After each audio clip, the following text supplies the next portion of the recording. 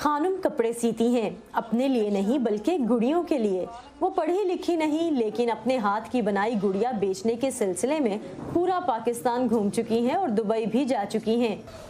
کام سن teacher سکھایا سینتا سلر تے بڑے اچھے طریقے نال سکھایا تے بیٹیاں طرح جوڑی وچ بٹھا کے تے انہاں سانو ایک ایک تروپا بھرنا سکھایا، بیا انج کرنا نے انج کرنا نے۔ ساڈے ہاتھ دی بنی ہوئی ایک چھوٹی جی گڈی اسی پہلے کھیڈدے آئے تے ہن انہیں مشہور ہو گئی ہے بھی اسی اپنے آپ تے فخر محسوس کرنے ہیں بھی ساڈا کام بہت لائک کیتا لوگاں۔ ضلع اوکاڑا کے دیہی علاقے ٹھٹھا غلام کا دھیروکا کی خواتین کے ہنر کو نکھار دینے والی جرمن خاتون سینتا سلر کو اس گاؤں کا راستہ دکھایا یہی کے رہائشی امجد علی نے۔ امجد علی 1987 میں جرمنی گئے اور وہاں اپنی استاد کے سامنے اپنے گاؤں کا ایسا نقشہ کھینچا کہ وہ یہاں آئے بغیر نہ رہ سکی۔ ان کی مدد سے 1990 میں ٹھٹھا گھڈونا کی بنیاد رکھی گئی اور گاؤں کی قسمت بدلنے لگی۔ ایک مقصد یہ تھا یہاں کی خواتین ہیں، لڑکیاں ہیں، ان کو اضافی آمدنی ملے۔ یہ بھی کوشش تھی کہ اس کے ساتھ ساتھ ان کو صحت و صفائی اور ماحولیات کے حوالے سے بھی ان میں شعور اجاگر کیا جائے۔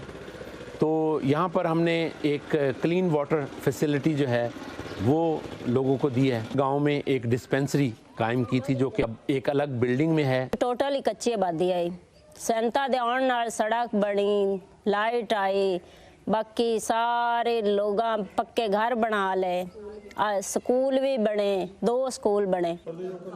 خواتین کو شہروں میں جا کر مارکیٹنگ کے طریقے بھی سکھائے گئے تاکہ ناخواندگی کے باعث وہ پیچھے نہ رہ جائیں۔ شروع میں بالکل ہمارا تو کوئی تجربہ ہی نہیں تھا کہ ہم جو سیل کس طرح سے کریں گے۔ یہ پنجابی سپیکنگ تھی اور اردو بھی سمجھ نہیں آتی تھی۔ پھر سمر کیمپ ان کے لیے کی ہم نے۔ لیکن سینتا سلر کا لگایا درخت اب سوکھ رہا ہے۔ وہ 85 برس کی ہو چکی ہیں۔ انہوں نے پاکستان آنا چھوڑا تو ٹھٹھا غلام کا دھیروکا میں ان کے ذریعے آنے والے سیاح بھی کم ہونے لگے۔ سفارت خانوں کی جانب سے عطیات بھی رک گئے ہیں۔ ہماری سڑک اب جو ہم نے ڈاکٹر سینتا سلر کے دور میں حاصل کی تھی اب یہ ٹوٹ پھوٹ کا شکار ہوگی۔ ہم نے ڈسپینسری بنائی تھی، اب رکا ہوا ہے کام۔ ڈاکٹر سینتا سلر کا رابطہ ہوتا تھا، ان کی جو پرسنالٹی تھی وہ بھی ایسی تھی کہ جیسے وہ کسی آفس میں جاتی تھی لوگ اٹھتے تھے، ایون کہ آفس میں ڈی سی صاحب ہیں وہ بھی اٹھ کر ملتے تھے اور پھر ان کی بات سنتے تھے۔ ہم لوکل لوگ ہیں تو ہماری اتنی سنوائی نہیں ہوتی۔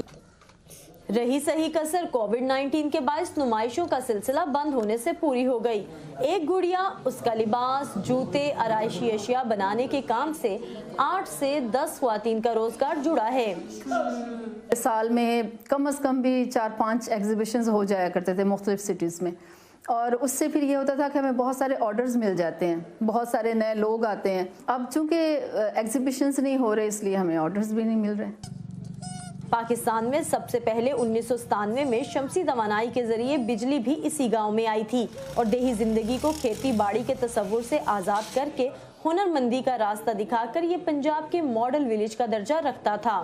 غیر ملکی تو راہ دکھا کر اور راستہ ہموار کر کے چلے گئے۔ اب ٹھٹھا غلام کا دھیروکا کو اپنا وجود برقرار رکھنے کے لیے اپنوں کا ساتھ چاہیے، جس کے لیے کچھ خاص کرنے کی ضرورت نہیں، بس اپنے ملک کے دستکاروں اور دستکاریوں کو اہمیت دینا ہوگی تاکہ بین الاقوامی سطح پر جانے والی گڑیاں پاکستان کو خیر باد نہ کہہ دیں۔